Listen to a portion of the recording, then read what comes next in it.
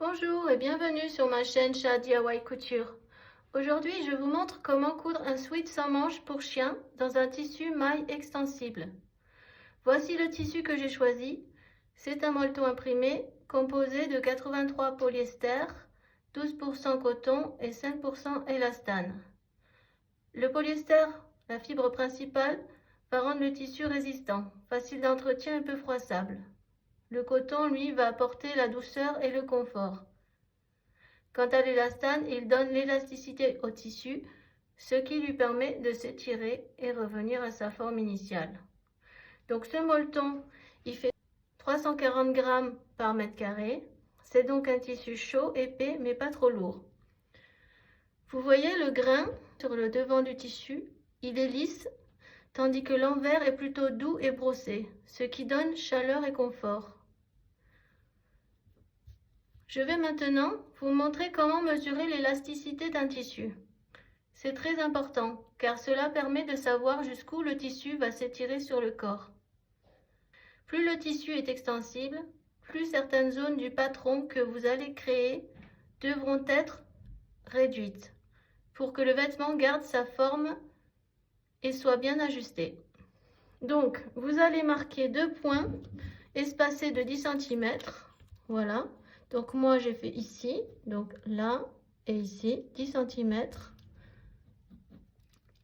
Et vous allez étirer votre tissu. Donc on va se mettre comme ça.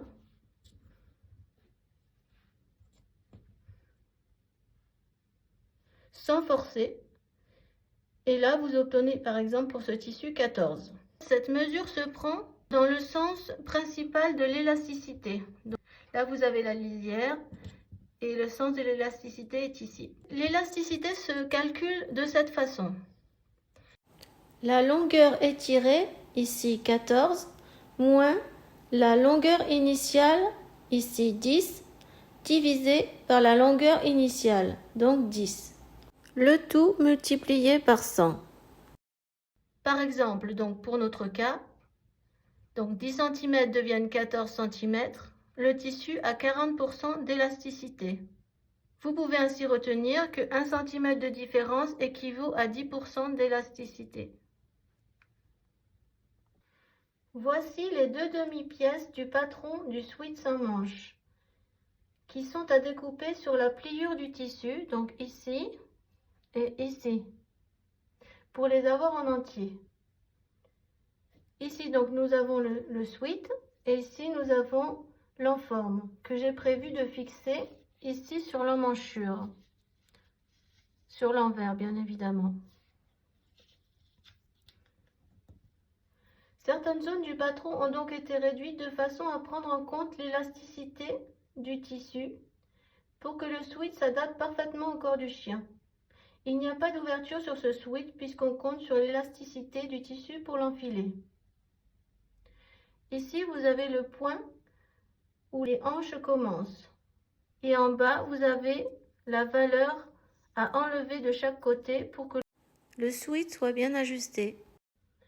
L'encolure sera finie par un bord-côte comme celui-ci, ce qui assure un joli rendu et une finition bien ajustée. Si vous utilisez un bord-côte de poignet comme moi, pensez bien sûr à vérifier avant qu'il passe bien la tête du chien sans trop le gêner. Pour vous donner une idée, le tour du cou de Stella, ma chienne, est de 20 cm, son tour de tête de 23 cm et ce bord-côte de 15 cm. Au niveau du milieu devant ici, vous avez donc l'emmanchure qui englobe les 2 pattes. Et en ce qui concerne les valeurs de couture, donc tout autour, j'ai prévu une valeur de couture de 0,7 cm. Si vous souhaitez reproduire exactement ce sweat et avoir les pièces prêtes à découper, vous pouvez me contacter par mail et commander le patron aux mesures de votre chien. Toutes les informations se trouvent dans la description. Pour coudre ce molleton, comme tous les tissus avec élastane, je vous conseille d'utiliser une surjeteuse comme celle-ci. Maintenant, vous pouvez tout à fait utiliser une machine à coudre classique familiale. Comme vous pouvez le voir, j'ai déjà commencé à coudre le milieu devant ici. avec la surjeteuse. Et maintenant, on va donc poser notre enforme. Donc, je vais mettre la couture du milieu devant en face de moi. Je vais prendre mon enforme et je vais la positionner sur mon emmanchure. Donc, les tissus doivent être mis endroit contre endroit. Et nous allons épingler. Voilà. Et maintenant, nous allons passer à la machine. Donc, on va piquer gentiment sans tirer le tissu, surtout, sinon on risque de le déformer.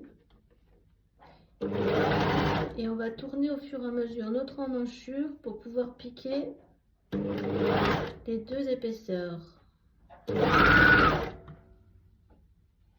Bon, évidemment, on enlève les épingles au fur et à mesure. On fait attention qu'elles ne se coincent pas dans la machine.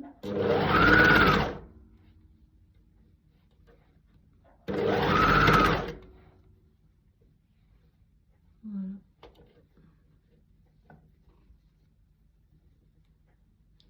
Et bien se mettre bord à bord toujours.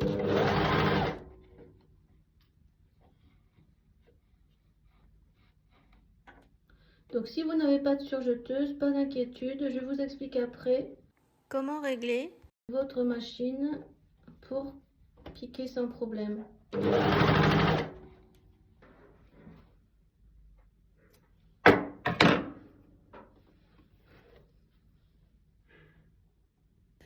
Une fois que vous avez terminé de piquer l'enforme, vous allez maintenant la retourner sur l'envers du vêtement, comme ceci. Et vous allez donner un coup de fer pour tenir un peu la couture. Avant de poser le bord-côte, nous allons assembler notre enforme sur notre encolure, donc ces deux épaisseurs, pour en fait qu'elle ne nous gêne pas lors de la pose du bord-côte. Et voici.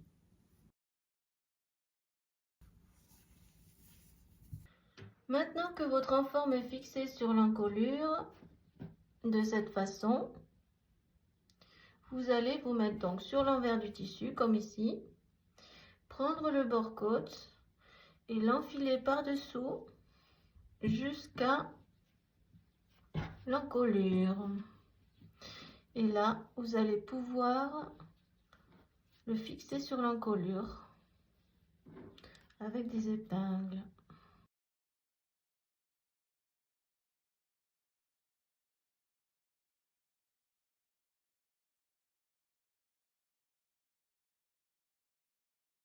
Voilà, donc maintenant on va pouvoir surjeter tout ça à la machine.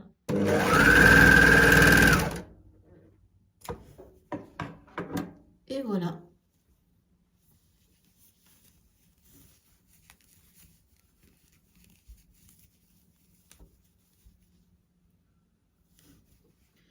Nous allons sur la machine à coudre familiale.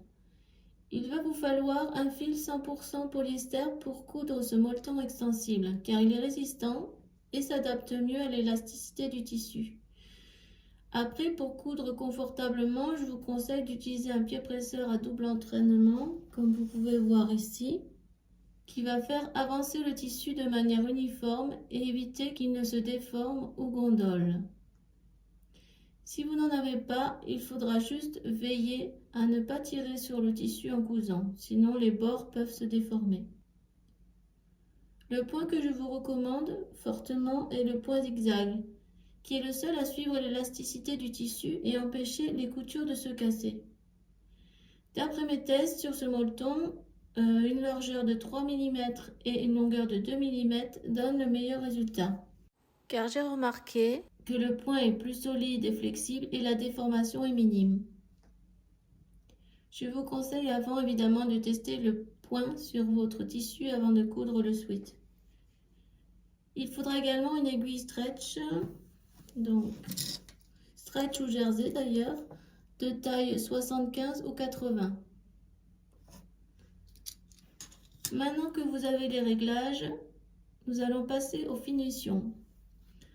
Comme vous voyez, j'ai maintenu la forme par quelques points à certains endroits. Ici, et puis sur les angles. Attention, ces points doivent être lâches et invisibles sur l'endroit, évidemment. Passons à présent à la couture milieu dos au niveau des hanches. Donc celle-ci. Donc la voici. Donc j'avais prévu 2,5 à enlever de chaque côté. Voilà. Donc, et finir donc en pointe en mourant. De l'autre côté. Voilà, donc maintenant on va recouper ici l'épaisseur.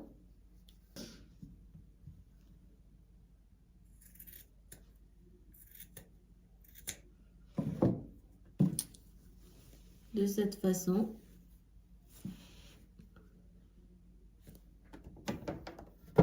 Et nous allons pouvoir faire la finition du bord.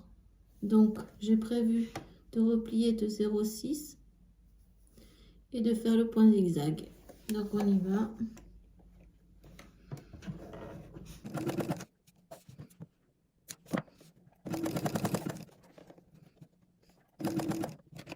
Voilà, la couture zigzag du bas du sweat est terminée maintenant. Je vous laisse regarder. Et puis on va passer maintenant aux essayages sur Stella. Voici le sweat, testé et approuvé par Stella. Il accompagne tous ses mouvements. Est-ce que ce style vous plaît? Je serai heureuse de lire vos retours en commentaire et de vous retrouver pour ces prochaines tenues. À très bientôt!